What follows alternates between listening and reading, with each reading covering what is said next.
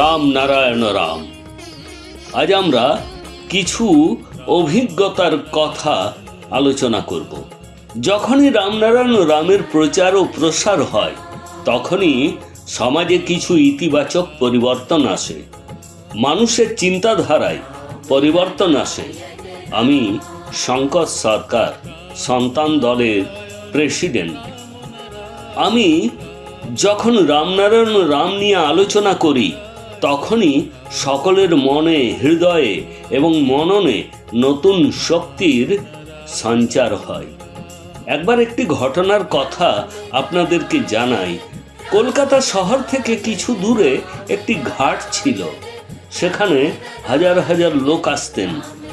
সেখানে একবার 3 ভাইয়ের একটি পরিবার আসে। তাদের মধ্যে সবচেয়ে ছোট ভাই কোনো একটি কথাকে কেন্দ্র করে বললেন যে সংসারে যা কিছু হয় তা ঈশ্বরের ইচ্ছাতেই হয়। ঈশ্বরের ইচ্ছা ছাড়া গাছের একটি পাতাও নড়ে না। এ কথা সত্য যে ঈশ্বরের ইচ্ছা ছাড়া কোনো কিছু হয় না। তবু চিন্তার বিষয় হলো এই সংসারে, এই পৃথিবীতে ভালো এবং মন্দ দুটোই ঘটে। সমাজে ভালো কাজ হয়, আবার অপরাধমূলক কাজও হয়। তাহলে কি আমরা ধরে নেব ভালো কাজ এবং অপরাধমূলক কাজ দুটোই ঈশ্বরের ইচ্ছা অনুযায়ী হয়? ঈশ্বর কি খারাপ কাজ করার জন্য কোনো সংকেত বা আদেশ দেন? মানুষ যা কিছু করেন তা ঈশ্বরের ওপর চাপিয়ে দেন, তা ভালো হোক আর মন্দই হোক।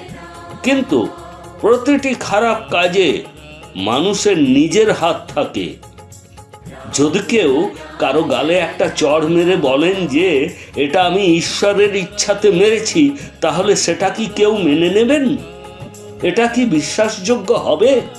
সৃষ্টিকর্তা কি কখনো কারোকে এভাবে চড় মারতে বলতে পারেন?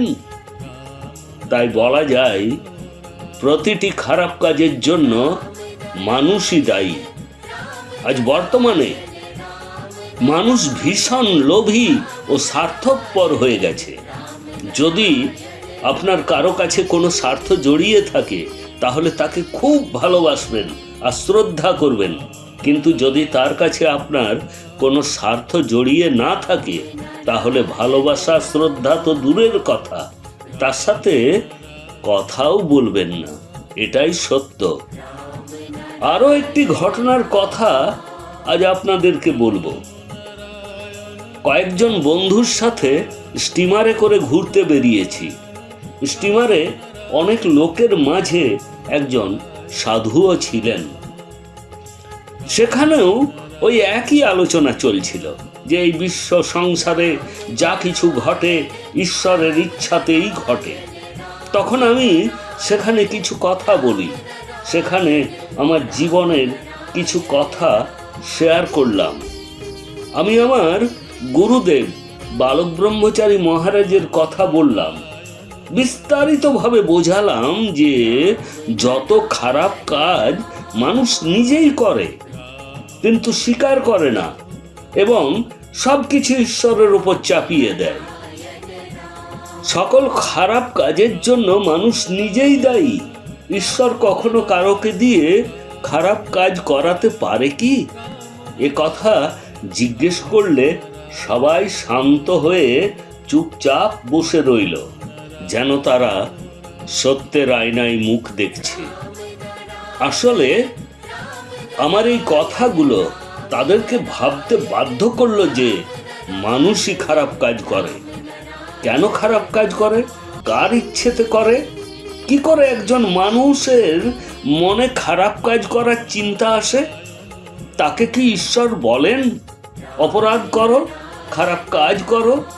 নাকি মানুষের মনই বলে খারাপ কাজ করতে? আমরা কেন নিজের ভুলগুলো অন্যের ওপর চাপিয়ে দেব, ঈশ্বরের ওপর চাপিয়ে দেব?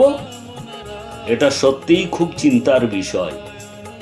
রামনারায়ণ রামের মাধ্যমে আমরা এই শিক্ষা দিয়ে থাকি যেন সবাই ইতিবাচক চিন্তা ভাবনা করেন, সব সময় জীবনে ভালো কাজ করুন, যতদূর সম্ভব মানুষের উপকার করুন। রামনারায়ণ রামকে আমাদের প্রণাম।